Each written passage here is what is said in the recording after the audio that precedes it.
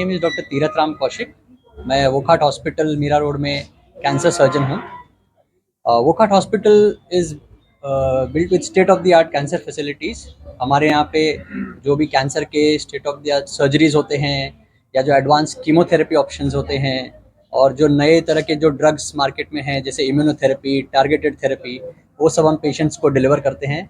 इसके साथ साथ हमने डिजीज़ मैनेजमेंट ग्रुप्स स्टार्ट किए हैं जो कि हर ऑर्गन के कैंसर का केसेस अलग अलग डील करते हैं। साथ में हमारे पास कीमोथेरेपी डे केयर है जो कि हर हॉस्पिटल में नहीं पाया जाता है। हमारे पास डेडिकेटेड नर्सेस हैं, डेडिकेटेड एनेस्थेटिस्ट हैं, ऑर्गन स्पेसिफिक सर्जिकल टीम्स हैं और साथ में पेन और पैलिएटिव केयर के ऑप्शन भी पेशेंट्स को देते हैं। मीरा भाईंदर में एकमात्र वोकार्ड ऐसा हॉस्पिटल है जो पूरा मुंबई कवर करता है कैंसर के। इस जो रेडियोथेरेपी या कीमोथेरेपी दी जाती है उनके रेट्स कैसे डिसाइड होंगे जो यहाँ के पेशेंट्स अफोर्डेबल कर पाए? तो रेडियोथेरेपी, कीमोथेरेपी वगैरह के रेट्स वेरिएबल रहते हैं। कॉर्पोरेट हॉस्पिटल्स में रेट्स ज़्यादा हो सकते हैं, गवर्नमेंट हॉस्पिटल्स में रेट रीजनेबल होते हैं। बट वोकाट हॉस्पिटल में हमने ट्राई किया है कि जो भी पेशेंट्स हैं जो अफोर्डिंग नहीं हैं, उन पेशेंट्स को हम स्कीम के थ्रू या फिर किसी ट्रस्ट के थ्रू एनरोल करके उनका ट्रीटमेंट लेस कॉस्ट में करा पाएँ।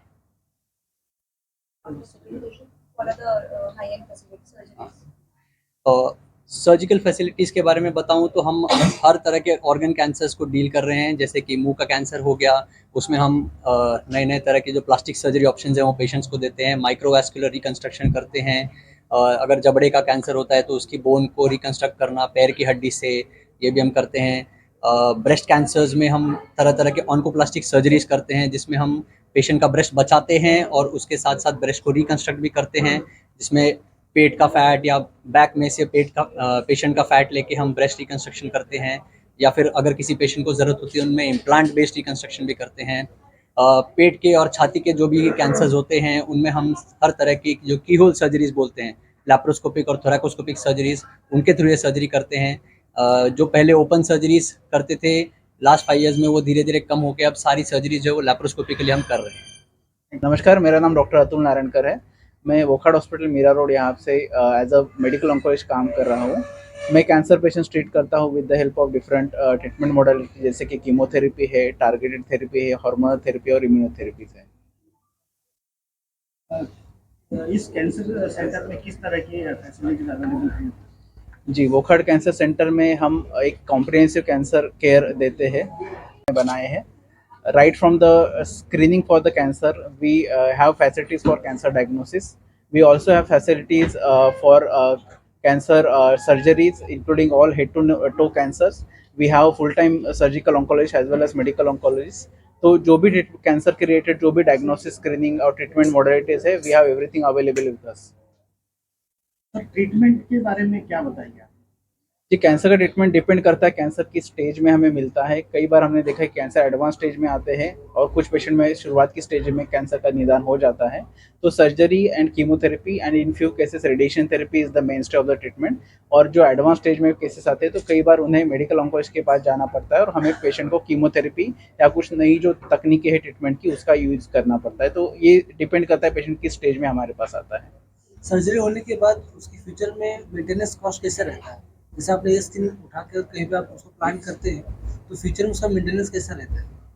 जी नहीं, इम्प्लांट जो होते हैं स्किन, तो ऑब्वियसली हमें लोकल साइट इन्फेक्शन वो सब केयर करना पड़ता है।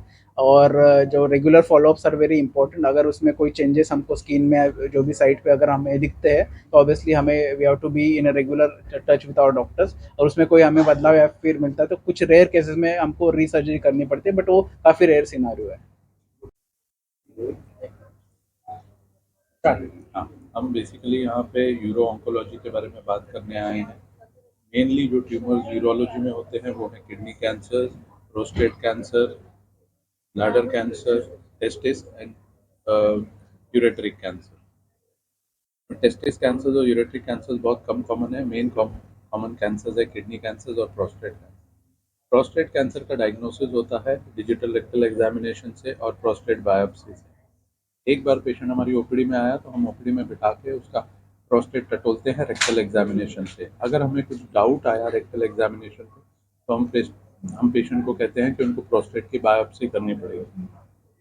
वंस बायोप्सी का रिजल्ट आया, बायोप्सी के रिजल्ट पे डिसाइड होता है कि पेशेंट को प्रोस्टेट कैंसर है। एक बार डायग्नोसिस होने के बाद हम प्रोस्टेट की सर्जरी के लिए पेशेंट को मोबिलाइज करते हैं। Prostate cancer is very common 60 years के ऊपर। प्रोस्टेट कैंसर के होने का कारण है कि पेशेंट सिगरेट स्मोकिंग करते हैं, अल्कोहल लेते हैं। तो this is the main reason why people get prostate cancer. में होगा तो प्रोस्टेट कैंसर के सर्वाइवल के चांसेस अराउंड 90% होते हैं। सर्वाइवल 5 साल के बेसिस पे डिपेंड करता है। Every 5 years we grade the cancer और पेशेंट को रेगुलर फॉलोअप पे रखना पड़ता है। हर 3 महीने पे हम उसको बुलाते हैं फॉलोअप के लिए। हम टेस्ट कहते हैं उनको करने को और टेस्ट के बेसिस पे हम डिसाइड करते हैं कि पेशेंट कितने साल प्रोग्नोसिस होगी। किडनी के बारे में बताइए। Kidney cancers are very common in our Indian community. Kidney cancers होने के कारण है कि smoking, alcohol, any particular reason for kidney cancer is patient working in chemical factory. Kidney cancers का भी ग्रेडिंग होता है, आरसीसी, टीसीसी, और हर किडनी कैंसर के डायग्नोसिस के बेसिस पे किडनी कैंसर्स के ट्रीटमेंट होते हैं। सर, इन दोनों चीजों में अर्ली डिटेक्शन के लिए क्या किया जाए? अर्ली डिटेक्शन के लिए पेशेंट को ये बताया जाता है कि किडनी कैंसर को आपको कैसे पता चलेगा। पेशेंट के मेन सिम्टम्स होंगे पेशाब में खून आना, पेशाब में खून आएगा और दर्द होगा। कई बार पेशेंट को फ्लैंक पेन होगा, यानी उसके कमर में दर्द होगा। एक बार पेशेंट को कमर दर्द हुआ तो अर्लीस्ट ही has to come to a urologist या फिर अ कैंसर सर्जन।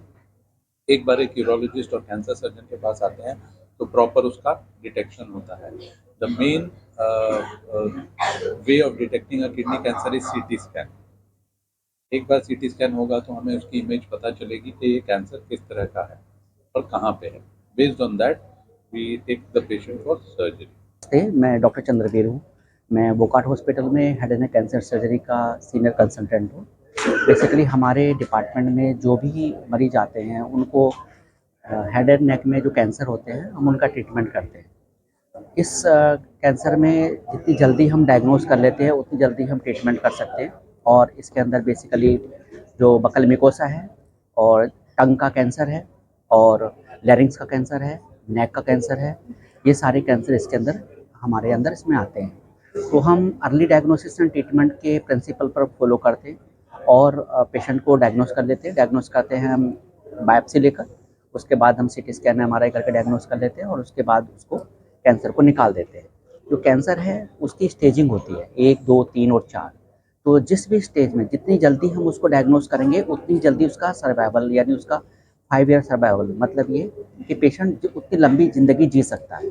और जैसे जैसे उसकी स्टेज बढ़ती है वैसे वैसे उसका सर्वाइवल कम होता चला जाता है। और जो हम कैंसर निकालते हैं उसके बाद हम उसकी फिजियोलॉजी को मेंटेन करते हैं, मतलब उसका स्पीच हो, अगर टंग कैंसर है तो उसकी स्पीच को मेंटेन रखते हैं हम, उसके लिए रिकन्स्ट्रक्शन करते हैं। और उसके साथ साथ हम उसकी जो नॉर्मल डिग्लूटेशन है और दूसरे फंक्शंस हैं माउथ के, वो सारे के सारे मेंटेन करते हैं। और हम कोशिश करते हैं कि पेशेंट की जो लाइफ हो वो स्वाभाविक लाइफ हो, मतलब ये कि उसके इस तरह से लिप्स का या मकल मिकोसा कैंसर में या टंग में इस तरह से कट ना करें कि जिससे उसकी लार वगैरह टपकते रहें, तो पेशेंट का पता ही ना चले कि मतलब उसको सर्जरी हुई है। तो ये सारी बातें हम इसमें ध्यान रखते हैं और अपनी तरफ से बेस्ट देने की कोशिश करते हैं। Sir, head and neck cancer होने की क्या वजह है? बेसिकली सबसे ज़्यादा मतलब क्या है कि जो गुटखा है, तंबाकू है और मतलब स्मोकिंग है और इसके साथ साथ अल्कोहल, ये 4 चीज़ें होती हैं। अगर पेशेंट खैनी, सुपारी, तंबाकू, गुटखा ये सब खाते हैं और इंक्लूडिंग के सबसे इम्पोर्टेंट बात है ये जो सुपारी है, ये तंबाकू से भी ज़्यादा खतरनाक है। तो इसकी वजह से सबसे ज़्यादा कैंसर हमारे जो जोन है इंडिया में, सबसे ज़्यादा कैंसर इसी की वजह से। नमस्ते, मैं डॉक्टर अदिति अग्रवाल हूँ। मैं breast onco surgeon and oncoplasty surgeon हूँ वोकाट हॉस्पिटल मीरा रोड के साथ। मेरी ट्रेनिंग टाटा मेमोरियल हॉस्पिटल और यूके के प्रसिद्ध स्टोको-ट्रेंट हॉस्पिटल से हुई है।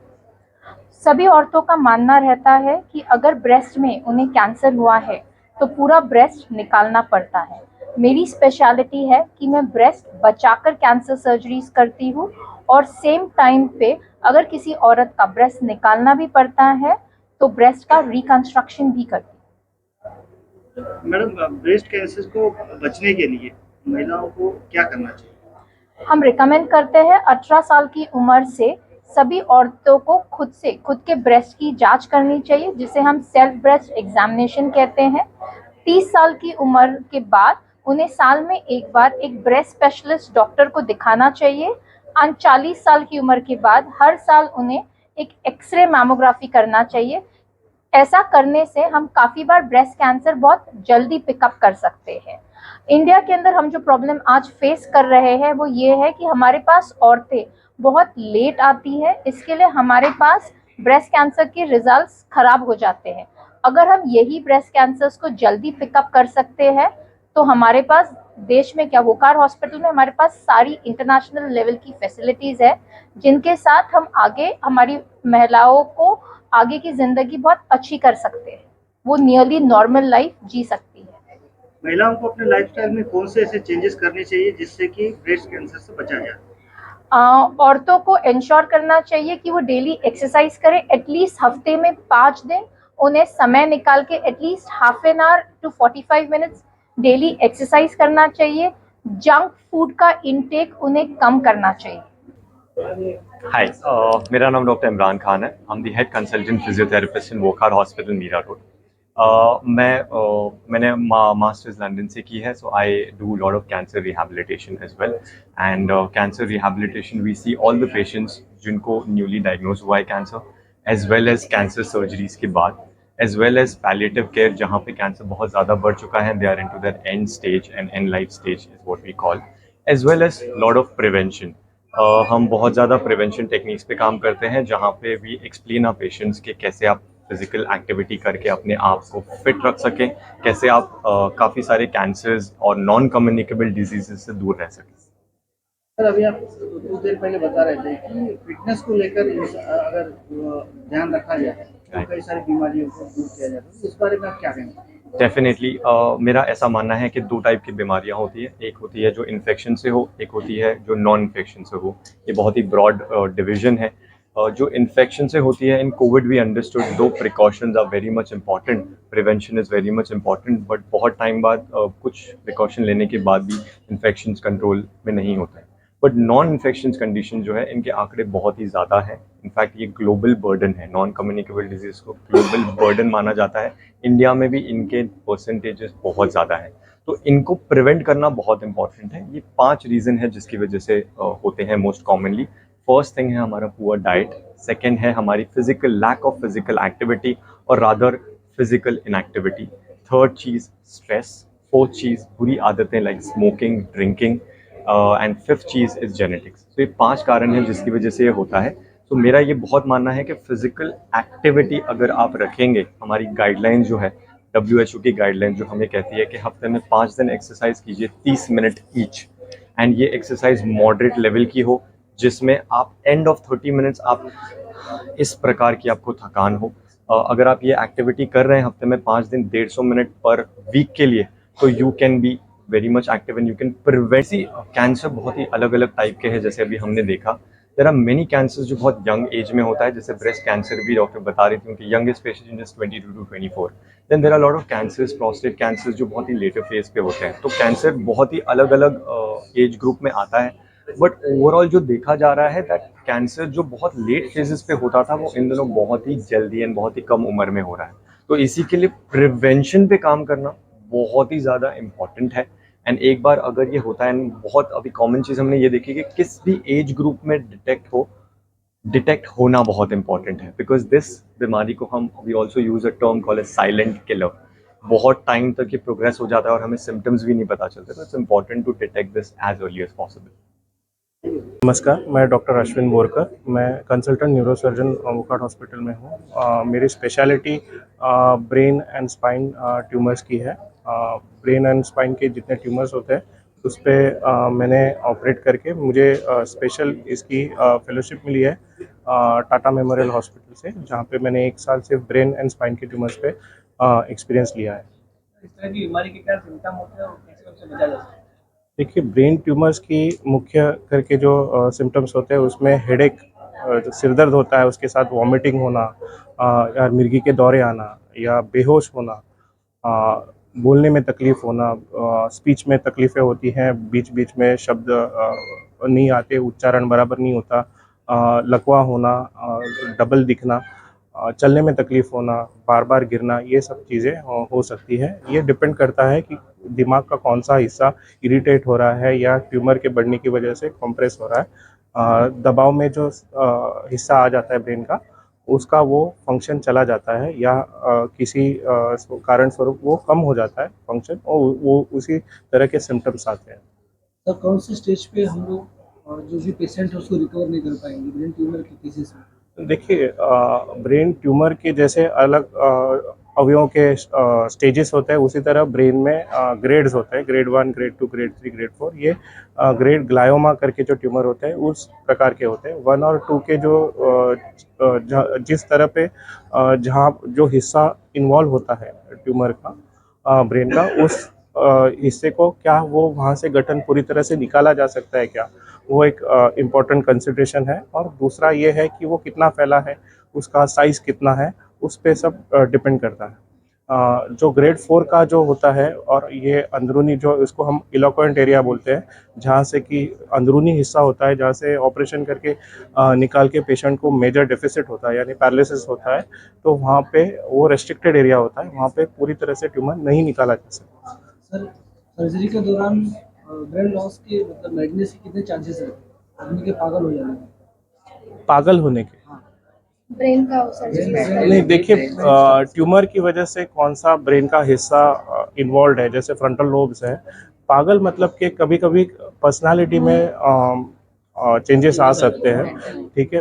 मेंटल स्टेटस, वो प्रेशर सिम्टम्स अगर हम हटा लेते हैं तो पेशेंट पूरी तरह से नॉर्मल भी हो सकता है।